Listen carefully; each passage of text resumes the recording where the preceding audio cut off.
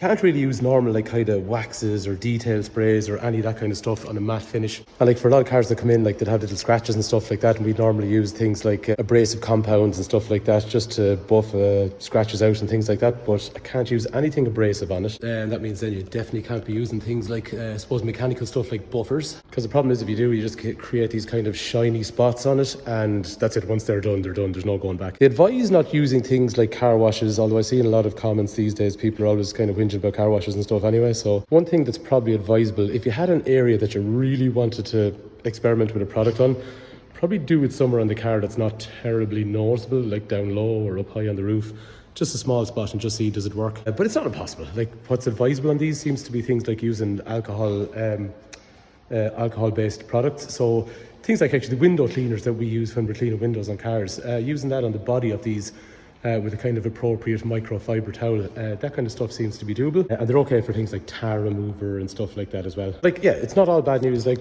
they don't suit everyone, I know that. So if you don't want to be specific on how you look after the car, probably the wrong kind of paint. And I think it only suits kind of fairly kind of mad, striking looking kind of shapes. But I think on an Ioniq 5 with the big wheels and all that kind of stuff, I think it looks really, really cool. Anyway, hopefully that's useful. Thanks for watching.